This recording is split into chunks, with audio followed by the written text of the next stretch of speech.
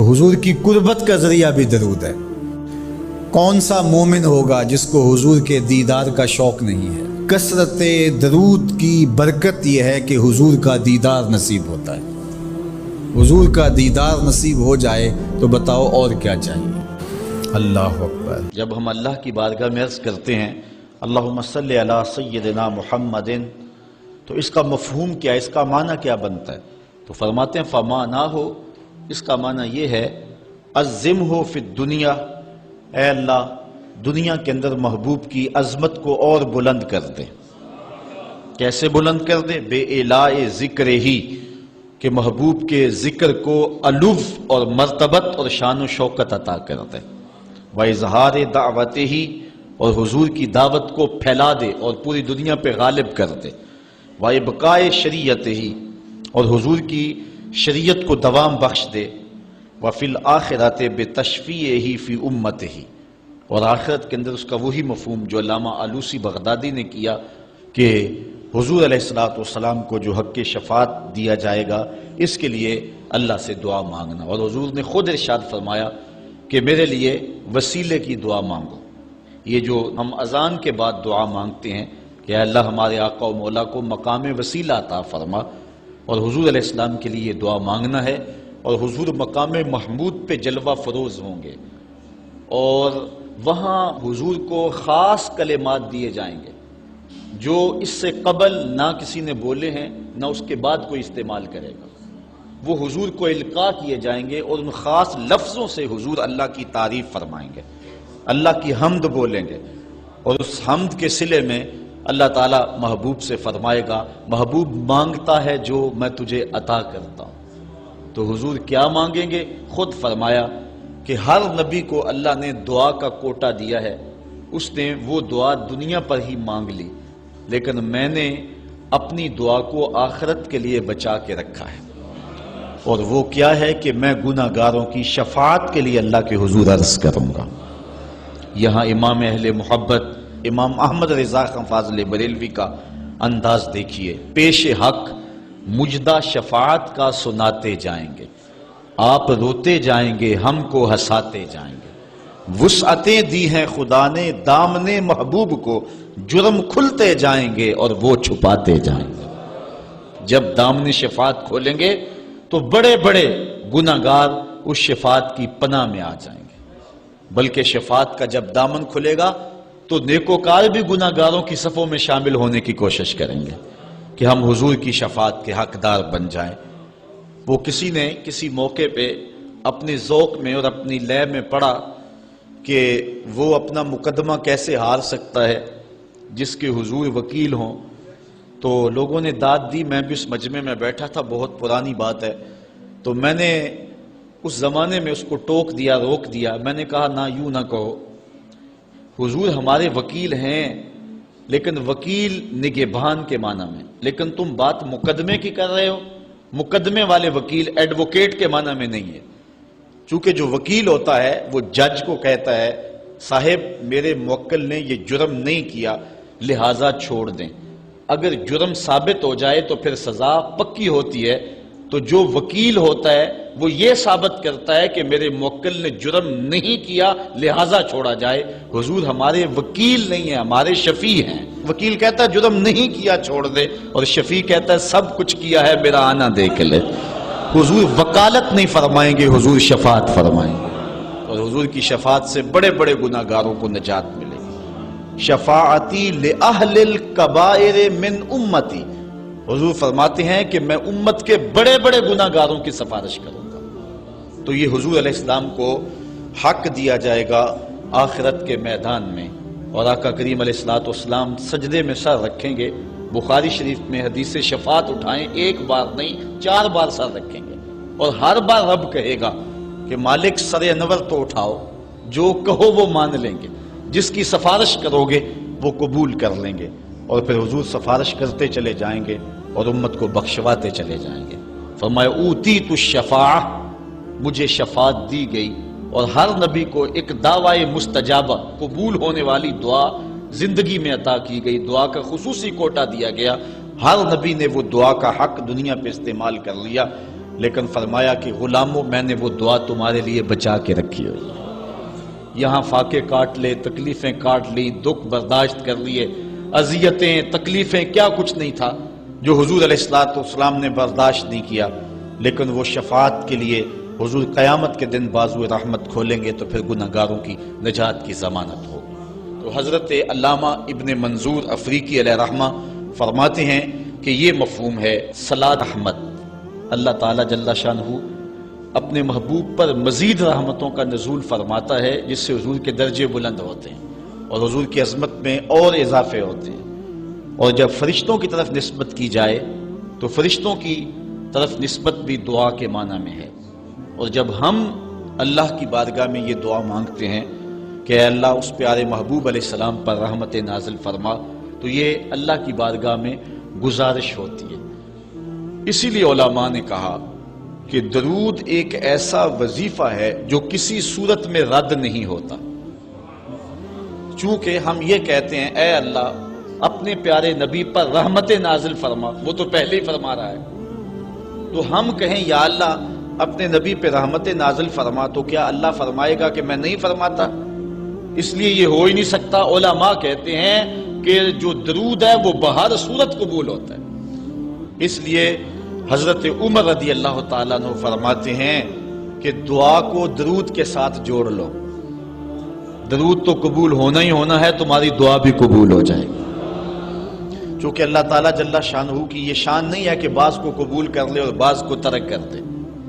ہماری فقہ کا بھی مسئلہ ہے، اگر آپ نے کسی سے سودا لیا ہے، اس میں کوئی ردی چیز آ گئی اور کچھ صحیح آ گئی، اب یہ نہیں آپ کر سکتے کہ جو صحیح ہے وہ رکھ لیں اور ردی واپس کر دیں، یا تو وہ صحیح کے ساتھ ردی بھی قبول کرنا پڑے گی اور یا پھر جو ہے وہ صحیح بھی واپس کرنا پڑے گی۔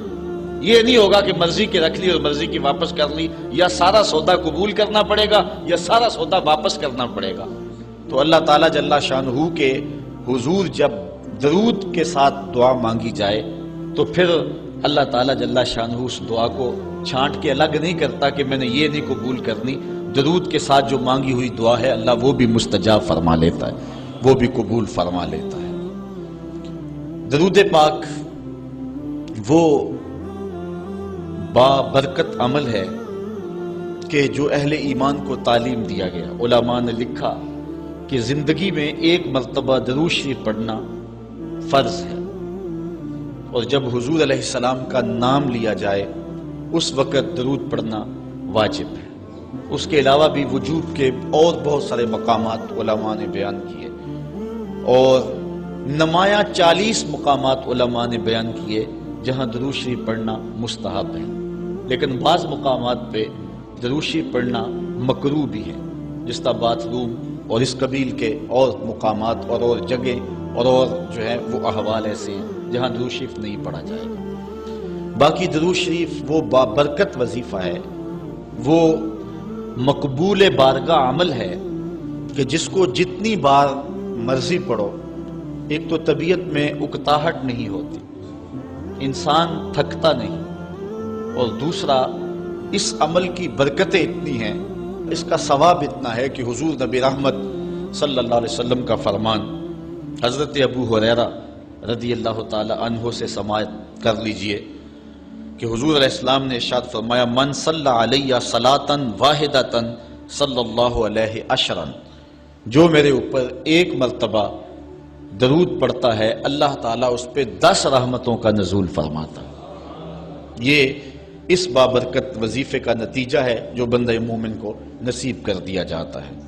دوسری روایت حضرت انس بن مالک رضی اللہ تعالی عنہ سے مروی ہے ان النبی صلی اللہ علیہ وسلم قال من ذکرت عنده فلیصلی علی ومن صلی علی مرۃ صلی اللہ علیہ بها عشرا۔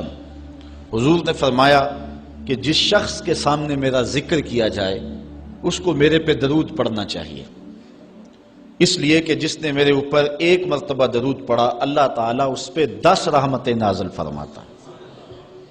علماء نے پڑھ کر کے اپنے لیے رحمتیں طلب کرنا ہوتا ہے رب سے، کیونکہ مصطفیٰ کریم علیہ الصلوۃ والسلام ہمارے درود کے محتاج بندہ کہ میں درود پڑھ رہا ہوں، جب ہم نہیں تھے اس وقت بھی مصطفیٰ پہ درود پڑھا جا رہا تھا، جب کائنات کو خلق وجود بھی نہیں دیا گیا تھا مصطفیٰ پہ درود اس وقت بھی پڑھا جا رہا تھا۔ تو یہ ہم اپنی سعادت مندی حاصل کرتے ہیں۔ اس کی مثال یہ ہے کہ جو مانگنے والے ہیں وہ دو طرح کے ہوتے ہیں۔ سورۃ الفاتحہ کی تفسیر میں نے مختصر بات آپ کے سامنے اس عنوان سے رکھی تھی۔ ایک وہ ہے کہ جو ڈائریکٹ دروازے کو دستک دے کے صاحب خانہ سے مانگتے ہیں، صاحب خانہ اپنی توفیق کے مطابق اس کو دے نہ دے اس کی مرضی۔ اور مانگنے والوں کا ایک اور طریقہ ہوتا ہے کہ وہ مانگتے نہیں، کسی شخص کے دروازے پہ کھڑے ہو کے اس کو دعائیں دینے لگتے ہیں، تیرے بچوں کی خیر، تیرے والدین کی خیر، جہاں دادے پر دادے سے شروع ہوتے ہیں اور نیچے نسل تک آتے ہیں۔ تو وہ جب دعائیں مانگ رہے ہوتے ہیں تیرے خاندان کی، تیری جد کی خیر، تو گھر والا سمجھتا ہے جو ہمیں دعائیں دے رہا ہے اصل خود خالی جھولی لے کر آیا ہے، یہ کچھ مانگنا چاہتا ہے۔ تو کوئی شخص اللہ کی بارگاہ سے مانگنا چاہے، اللہ تو اولاد سے پاک ہے، تو اس کے محبوب کی خیر مانگو، اللہ تعالیٰ ایک بار خیر مانگو گے 10 رحمتیں جھولی میں ڈال دے گا۔ تو یہ مانگنے کا ایک مہذب طریقہ ہے جو اہل ایمان مانگتے ہیں۔ اس لیے اگر سارے وظیفے چھوڑ کے صرف درود پڑھا جائے تو یہ کیسا عمل ہے۔ حضرت ابی بن کعب رضی اللہ تعالیٰ عنہ سے مروی روایت ابھی آ رہی ہے، آپ دیکھیں گے کہ یہ کتنا بابرکت وظیفہ ہے جس کی تعلیم حضور ارشاد فرما رہے ہیں۔ حضور علیہ السلام کا ایک اور فرمان سنیے جس کو امام طبرانی نے اپنی موجم میں روایت کیا ہے۔ حضور نے ارشاد فرمایا من صلی علیہ صلاۃ واحدۃ صلی اللہ علیہ عشرا، جو میرے اوپر ایک مرتبہ درود پڑھتا ہے رب تعالیٰ اس پر 10 رحمتیں نازل کرتا ہے۔ ومن صلی علیہ عشرا صلی اللہ علیہ مئۃ، اور جو میرے اوپر 10 مرتبہ درود پڑھتا ہے اللہ تعالیٰ اس پہ 100 رحمتیں نازل فرماتا ہے۔ ومن صلی علیہ مئۃ کتب اللہ بین عینیہ براۃ من النفاق وبراۃ من النار، اور جو شخص میرے اوپر 100 مرتبہ درود پڑھتا ہے اس کی 2 آنکھوں کے درمیان لکھ دیا جاتا ہے یہ بندہ منافق بھی نہیں ہے دوزخی بھی نہیں ہے، یہ نہ منافق ہے اور نہ دوزخی ہے، نفاق سے اور دوزخ سے بری لکھ دیا جاتا ہے۔ وَأَسْكَنَهُ اللَّهُ يَوْمَ الْقِيَامَةِ مَعَ الشُّهَدَاءِ، اور اللہ تعالیٰ جل شانہ قیامت کے دن جس مرتبے پر شہداء کو ٹھہرائے گا اسی مقام پہ درود پڑھنے والوں کو ٹھہرائے گا۔ یہ ثواب ہے اس شخص کے لیے کہ جو حضور پر کثرت کے ساتھ درود پڑھتا ہے۔ حضرت عبد الرحمن بن عوف رضی اللہ تعالی عنہ سے ایک روایت سنیے، فرماتے ہیں یہ عشرہ مبشرہ سے ہیں، جلیل القدر صحابی ہیں، اور صحابہ میں سب سے زیادہ امیر صحابی بھی یہی ہے۔ 1,44,000 صحابہ میں سب سے امیر ترین صحابی حضرت عبد الرحمن ابن عوف رضی اللہ تعالی عنہ ہے۔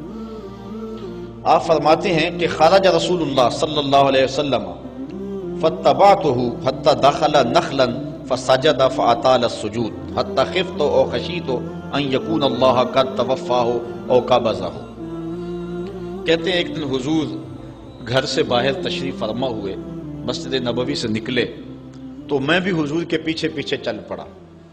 حضور علیہ السلام کے تتبع میں، حضور کی اتباع میں میں بھی حضور کے پیچھے چل پڑا۔ حتی داخل نخلا، یہاں تک کہ کھجوروں کے ایک باغ میں حضور تشریف فرما ہو گئے، میں بھی اس باغ میں حضور کے پیچھے چلا۔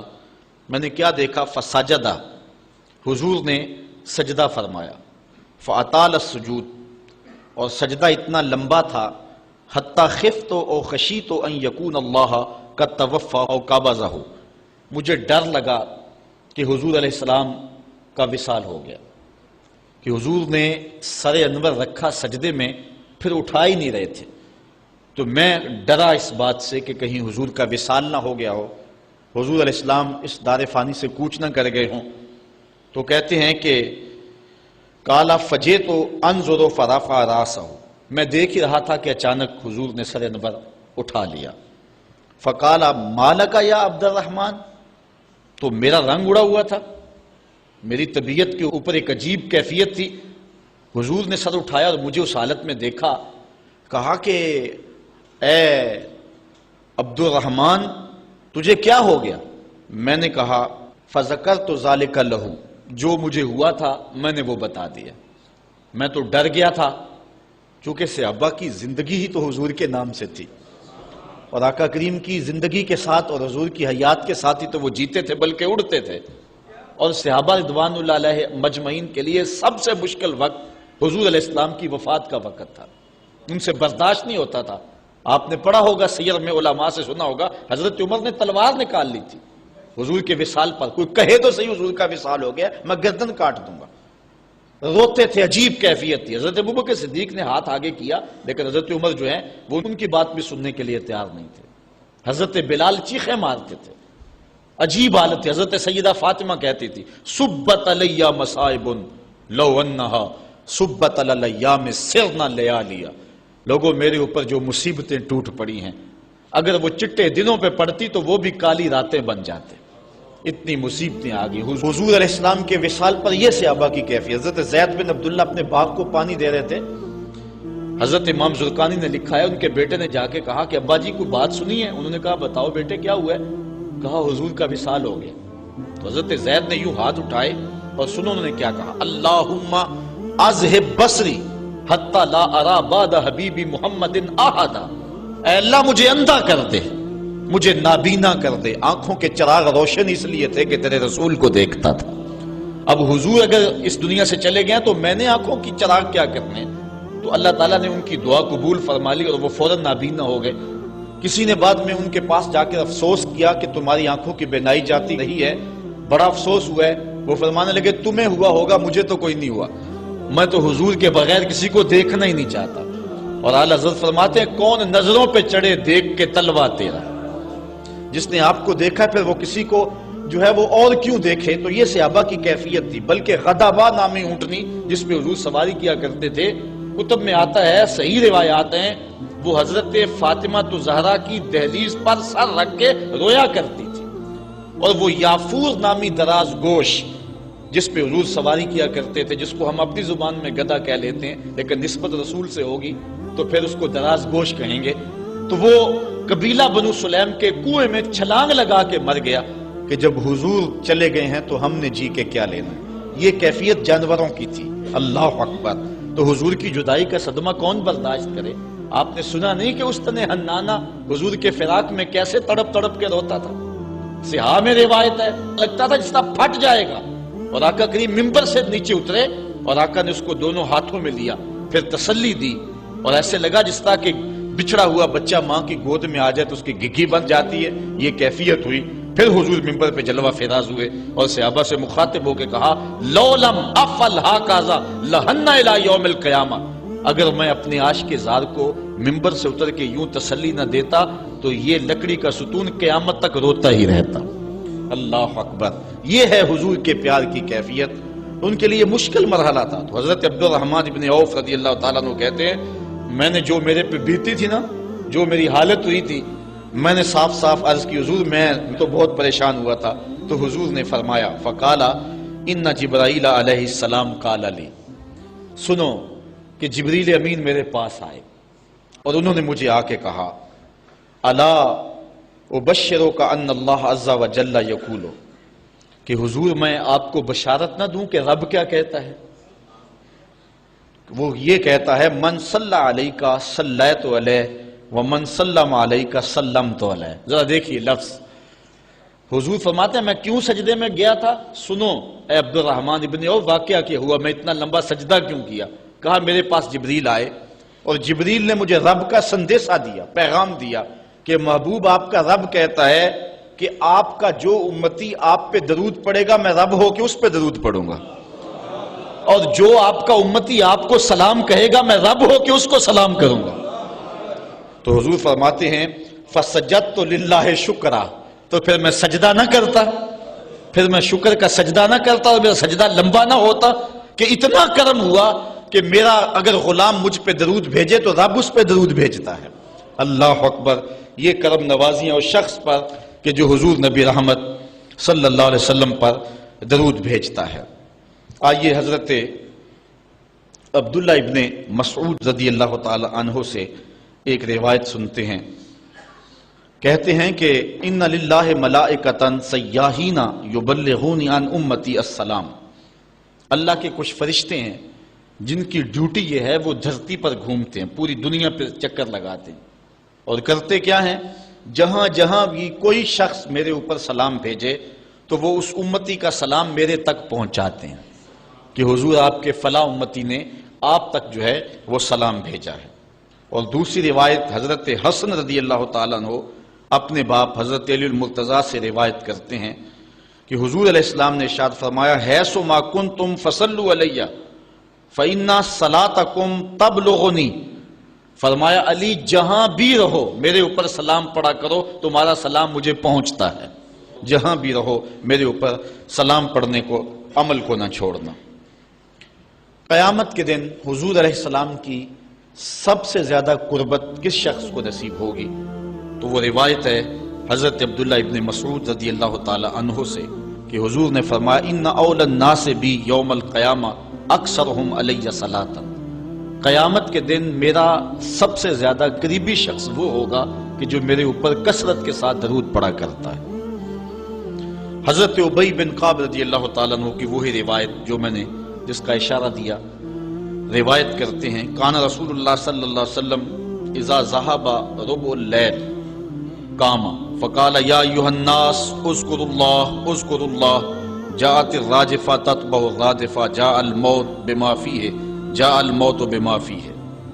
کہتے ہیں کہ حضور علیہ الصلوۃ والسلام جب رات کا چوتھائی حصہ باقی رہ گیا تو آقا کریم علیہ السلام نے لوگوں کو بیدار کیا، لوگوں کو جگایا کہ اٹھو اللہ کا ذکر کرو، قیامت آنے والی ہے، موت آنے والی ہے۔ حضور نے صحابہ کو بیدار کیا۔ قال ابی بن کعب رضی اللہ تعالیٰ عنہ، حضرت ابی بن کعب رضی اللہ تعالیٰ عنہ فرماتے ہیں، یہ جلیل القدر صحابی اور حضور علیہ الصلوۃ والسلام ان سے قرآن سنا کرتے تھے، بلکہ ایک دن حضور گزر رہے تھے، حضرت ابی بن کعب رضی اللہ تعالیٰ عنہ تلاوت کر رہے تھے، حضور رک کے سننے لگے۔ اگلے دن ملاقات ہوئی تو فرمایا، ابی میں گزر رہا تھا، تو تلاوت کر رہا تھا اور میں سنتا رہا۔ تو حضرت ابی نے کہا، حضور اگر مجھے پتہ چل جاتا نا کہ آپ سن رہے ہیں تو میں اور سوار کے پڑھتا۔ محدثین شارحین لکھتے ہیں، کسی کے دکھلاوے کے لیے قرآن سوار کے پڑھنا ریاکاری ہے، لیکن اگر حضور کے دکھلاوے کے لیے پڑھا جائے یہ ریاکاری نہیں ہے، یہ عین دین ہے۔ تو حضرت ابی بن کعب رضی اللہ تعالی عنہ کہتے ہیں کہ میں نے حضور کی خدمت میں عرض کی، فقلت، تو میں نے عرض کی، یا رسول اللہ صلی اللہ علیہ وسلم، میں آپ پر بہت زیادہ درود شریف پڑھتا ہوں، فکم اجعل لک من صلاتی، تو مجھے بتا دیں کہ میں آپ پہ کتنا وقت درود پڑھا کروں۔ قال ما شئت، کہا جتنا تو پڑھ سکتا ہے، جتنا تیرے پاس وقت ہے، جتنی تیری مرضی ہے، میں کوئی مقرر نہیں کرتا۔ قال قلت، تو میں نے کہا الربع، میں چوتھا حصہ درود پڑھا کروں گا، باقی 3 حصے باقی وظیفے کر لیا کروں گا۔ قال ما شئت، حضور نے فرمایا تیری مرضی، وَإِن زِدْتَ فَهُوَ خَيْرٌ لَكَ، لیکن اگر درود زیادہ پڑھے نا تو تیرے لیے ہوگا بہتر۔ ویسے تو اگر چوتھا حصہ پڑھے، باقی 3 حصے باقی وظیفے پڑھ لے، لیکن اگر ایسا کرے تو تیرے لیے بہتر ہوگا، زیادہ اگر پڑھ لے۔ قال کہتے ہیں فقلت، تو میں نے کہا فثلثین، میں 2/3 پڑھ لیا کروں گا۔ قال ما شئت، فرمایا جس طرح تیری مرضی، فَإِن زِدْتَ فَهُوَ خَيْرٌ لَكَ، لیکن اگر تو درود کو زیادہ کر لے تو یہ تیرے لیے بہتر ہوگا۔